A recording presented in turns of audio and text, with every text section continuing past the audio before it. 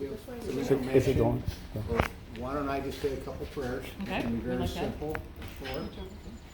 Oh, We'll open it up just like we do both, and then I'll have you come okay. out there.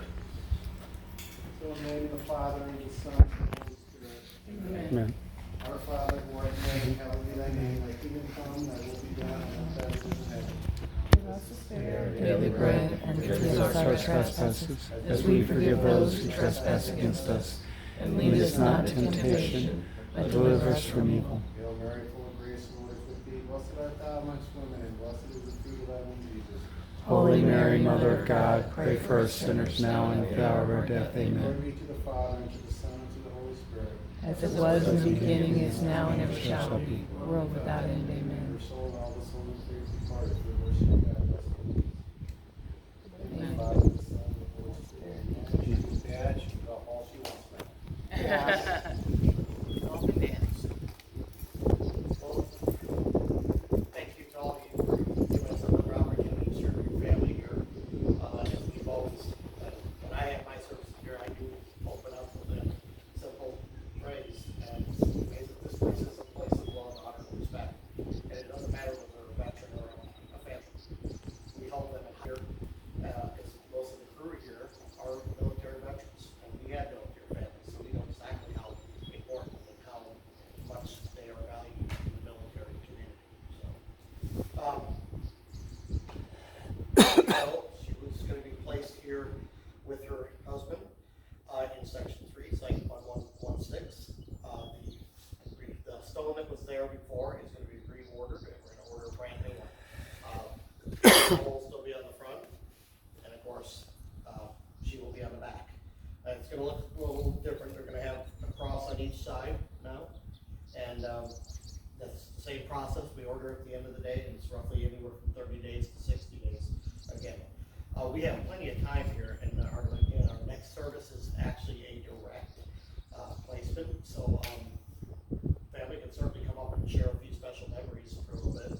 We appreciate when you guys do that, because we know what we do is important here, but when you guys share those stories, it gives us something that we can grasp and share with other families as we're walking families through the grounds and say, oh yeah, here's a great story about this family right here, this veteran or the veteran's wife or veteran's husband sometimes, and we get it provides solace to others because we're all going through the same thing at that point. And so if anybody would like to come up and share a few things, that would be certainly welcome. I got something Air Force related.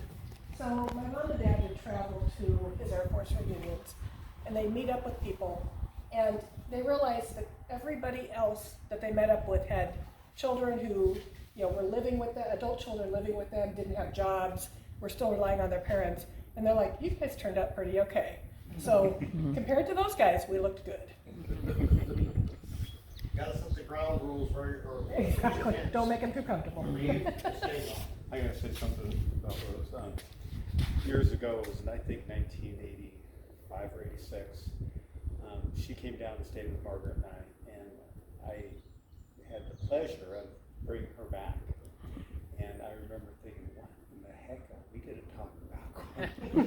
For 7 hours on the road, because I'd known her for 4 years by then, but she just I didn't know. Well, your mom, she never short words. She never stopped talking. It was one of the best memories I had with Rose. So, Yeah, those windshield conversations on a road trip are great because you have a controlled audience and captive audience. And of course, what I do with older folks when I'm talking with them is I talk to them about what it's like for them to grow up in an era that I didn't have the pleasure of growing up in. Because you want to know what it's like to live that era, ask somebody who lived it. Don't read about it. It's probably written by somebody who didn't live that. So nothing prepared or thought, just thoughts off the top of the head. But I'll start with one. And Rose welcomed us, all of the brothers-in-law and sisters-in-law into the family. But this isn't Rose. This was actually more of a patriarch that I heard Stanley said, Jack's a good guy, I like him. Rose never said it. And you wouldn't believe how much that meant. Yeah. That went a long way, so. And then, meeting the Schlotmans at the family reunion a long time ago, real Nebraska type family, and then getting to really know Paul and Rose, and visiting them up in Minnetonka and stuff. Just what a couple of great people. It was a power couple, as we would say, right? And they're going to be sorely missed. We're going to done better for us. A few different things to say. One of my many conversations with Dad on a Sunday night a few years back, he says, "Hey, my roommate died." And I'm like, "Your roommate? What roommate?" He goes, "Oh, my buddy in the Air Force, and we're roommates." It's like, how did you know he died? He goes, "Oh, well, we still kept in touch. We called each other every 3 months or so." And it's like, after all those years, yeah. And then as far as like traveling with Mom and keeping her quiet, when I took Dad out to Colorado a few years back for Brian and Sabrina's wedding, we're in the car, Mom's in the back reading a book, and we're driving through Ogallala, and she's just back to read. He goes, "I had bought her book a long time ago if I don't have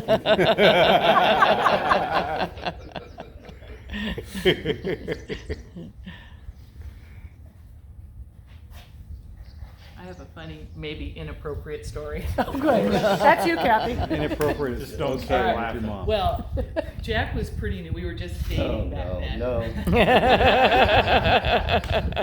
And we were sitting on the back deck. No. And Jack was wearing some short cutoff shorts, sitting like this across from Mom. And Mom just kept trying to look in his eyes because he didn't. Yes, anyway. Very inappropriate. And he was clueless on it. And I'm like, yeah.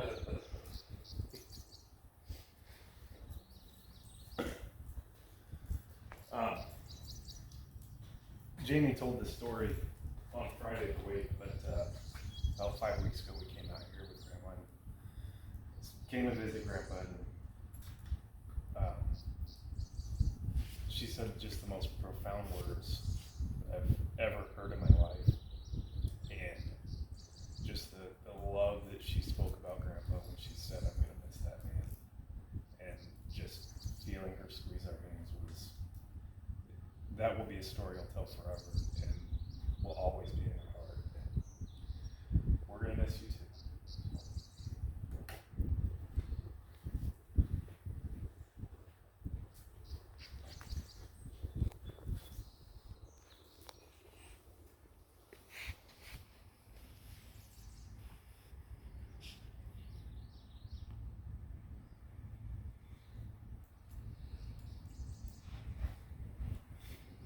So as you can see, stories about good people can bring tears of joy and tears of sadness.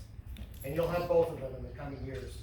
And we hope you continue to share those stories. I will share that story with my wife, and we'll give her a giggle. No, please. No name will be given. But she's a Navy wife, so she's seen it all. Military spouses really, they tend to be very earthy and down to earth. So did Rose that day. So, yeah, she's a postal worker, so she can use a laugh at the end of the month. But, yeah, just, those stories are great. Carry them on, continue, carry them on with the children and the future cousins and everything, and just keep their legacy alive with those great stories and memories. And it'll provide more laughter and more laughs and more special feelings. And thank you all for sharing today those special memories.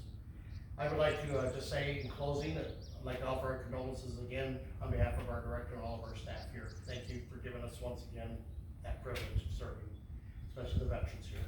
So thank you all. Please drive carefully as you leave the grounds or wherever your journeys take you today. And God bless. Thank you. Thank you.